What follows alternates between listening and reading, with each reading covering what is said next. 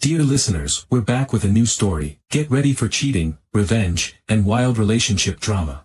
I've always considered myself a trusting husband. For years, Mia and I built a life together, one filled with love, laughter, and a mutual respect that felt unshakable. Yet lately, I could sense an unease creeping in. It began with her weekend meetings, those vague references to work commitments and team-building exercises that had become all too frequent. "Are you sure you can't get out of this weekend meeting?"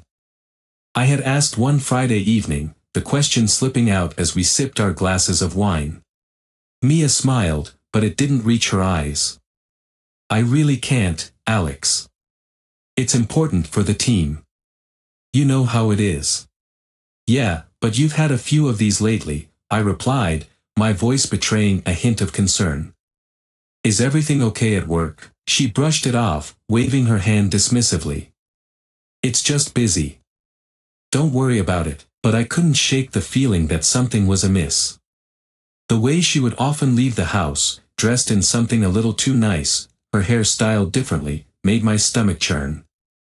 I began to notice how she would hastily return home late, her cheeks flushed and her phone glued to her hand. One night, as I lay in bed, the weight of the day pressing down on me, I couldn't ignore the nagging feeling in my gut. I turned to her, watching her sleep peacefully, oblivious to the storm brewing inside me. But when she woke, the sparkle in her eyes was something I hadn't seen in a long time. It was a flicker of excitement, and not the kind I associated with our shared moments. It was unsettling.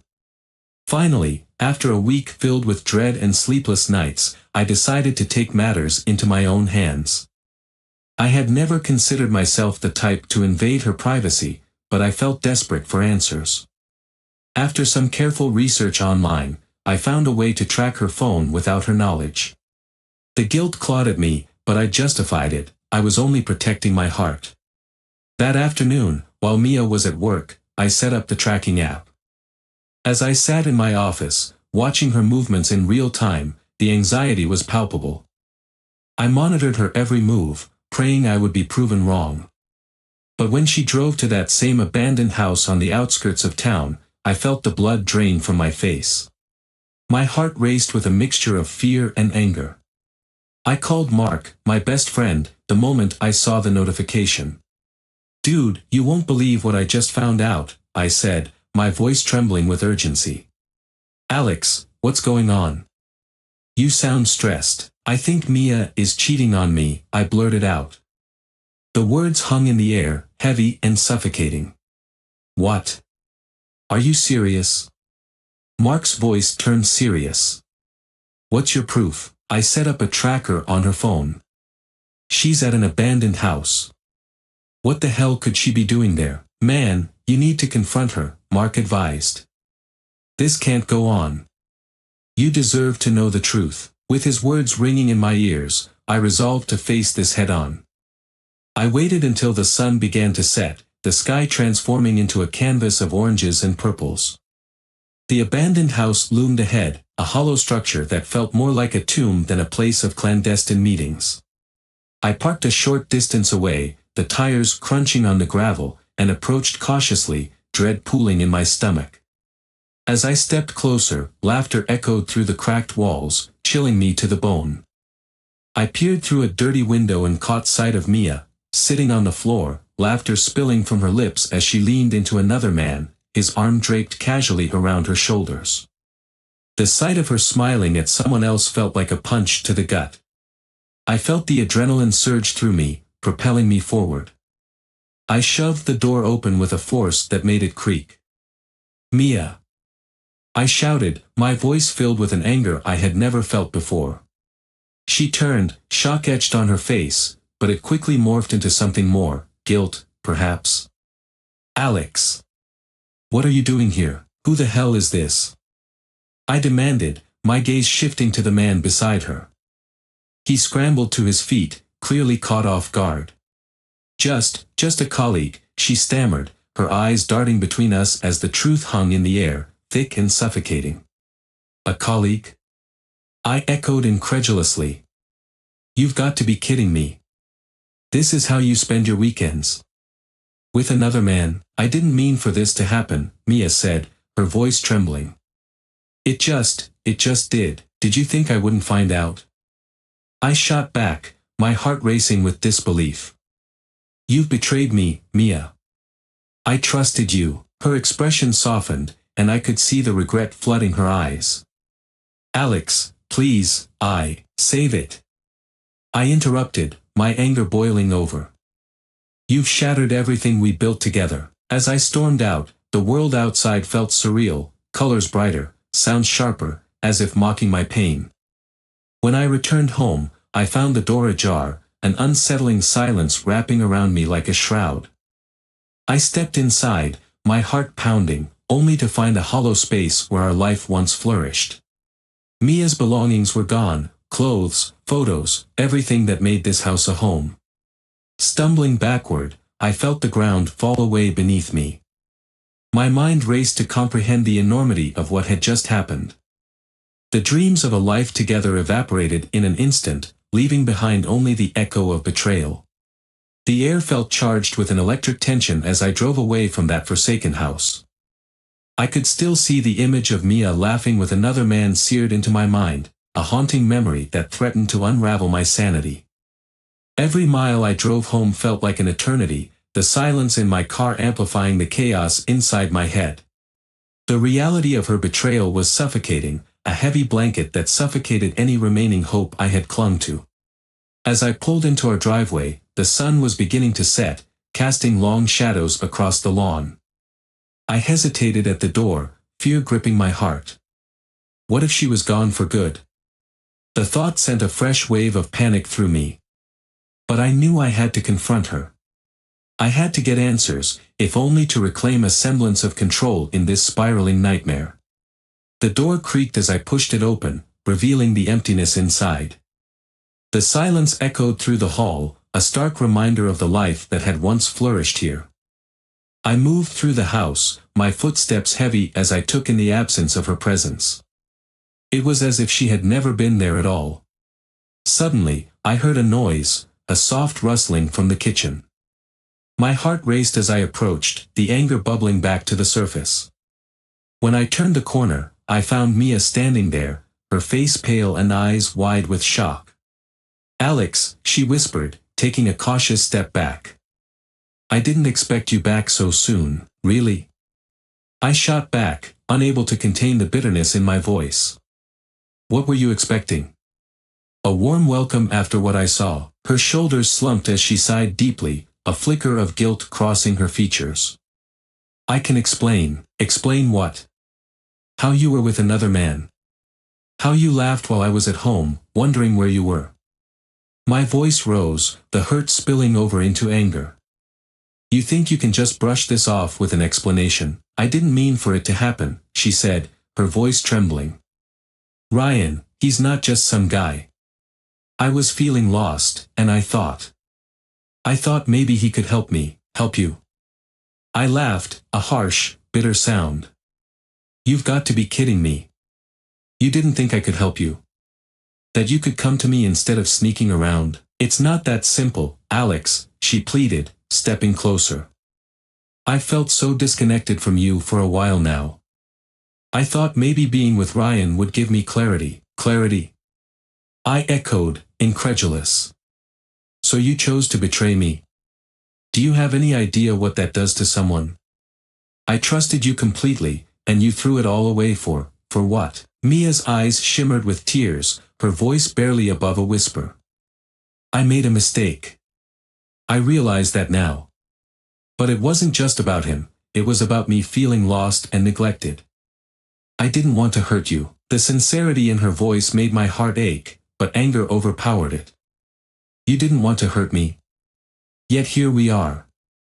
You have destroyed everything we built together. I never wanted this, she cried, her hands trembling.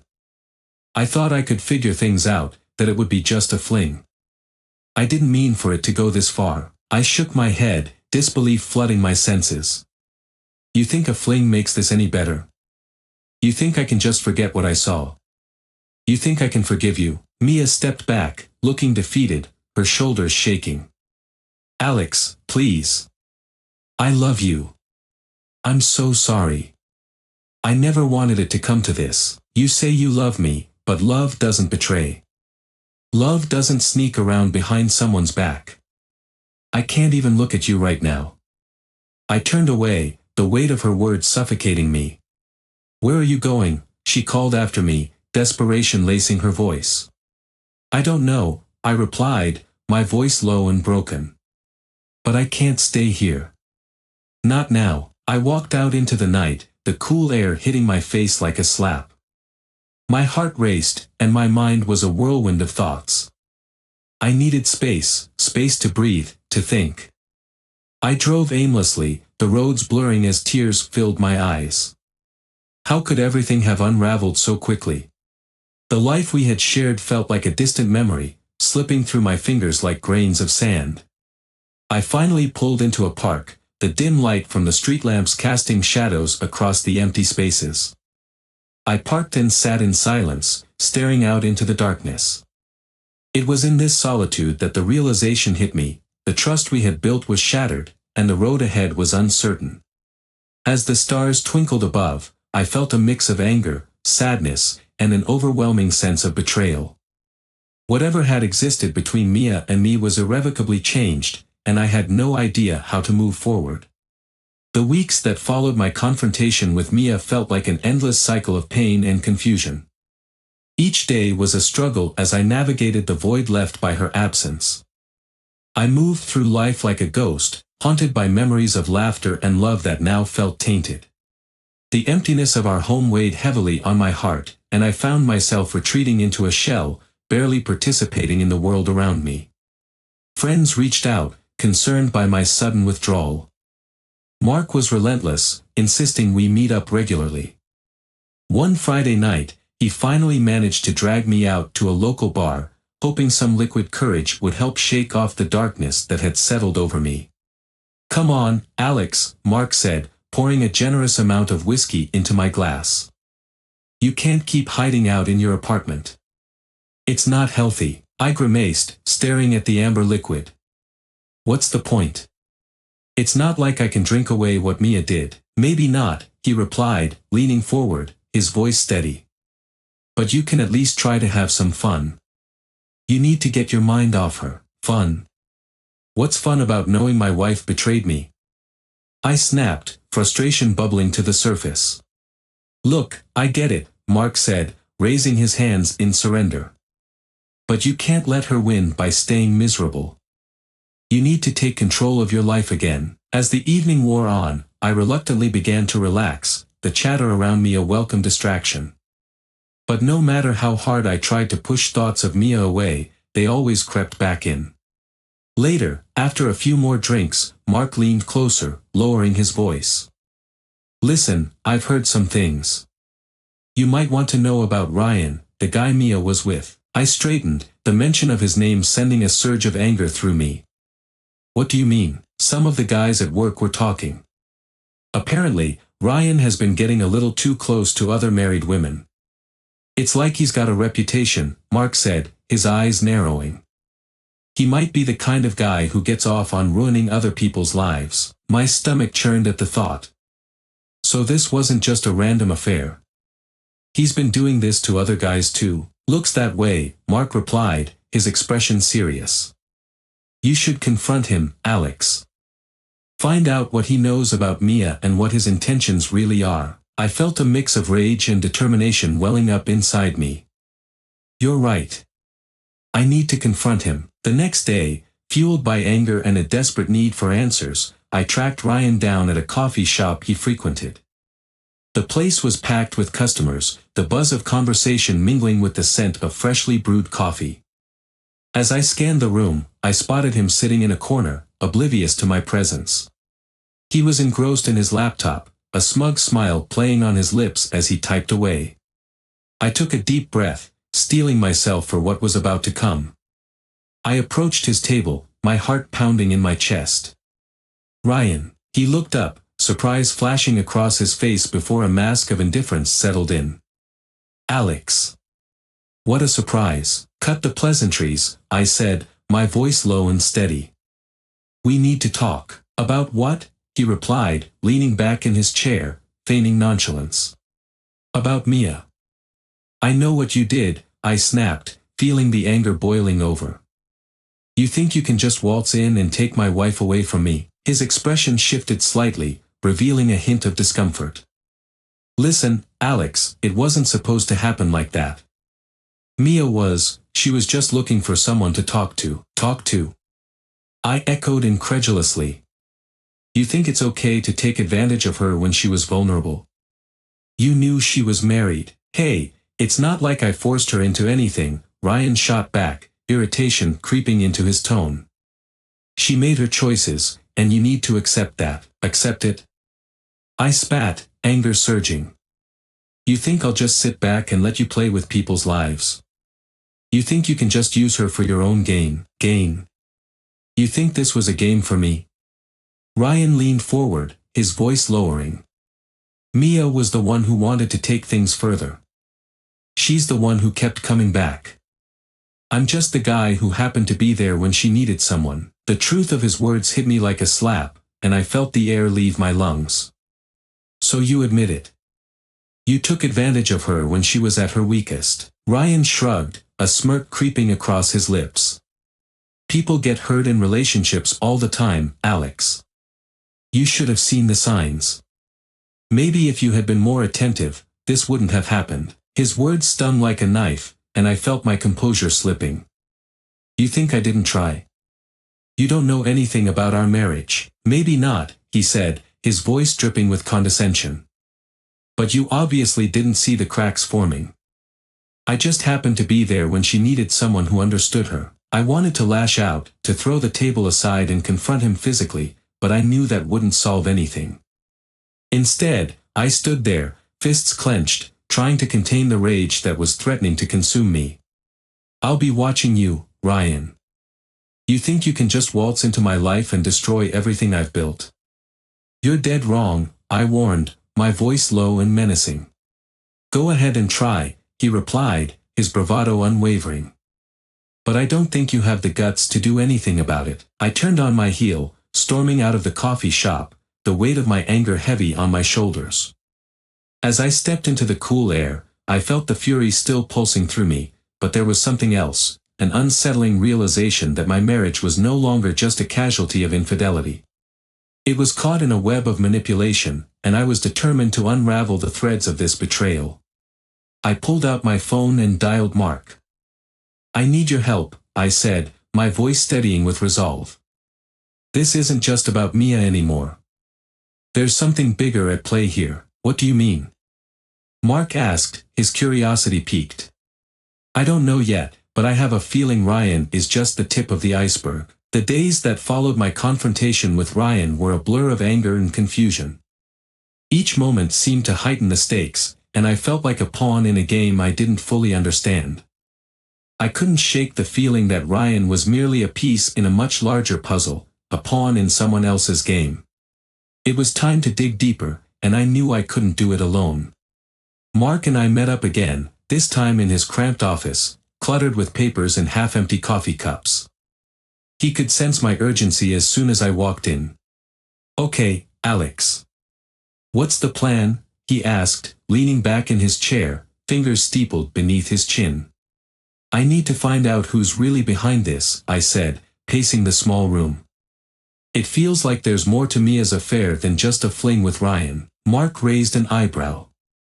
What do you mean? I found out that Ryan works for a big corporation, Fortune 500 level.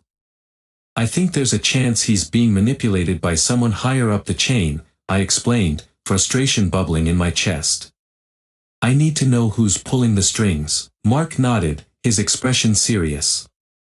You need to dig into the company's hierarchy. Find out who Ryan reports to and what kind of projects they're involved in. I pulled out my phone, typing furiously as I researched the company.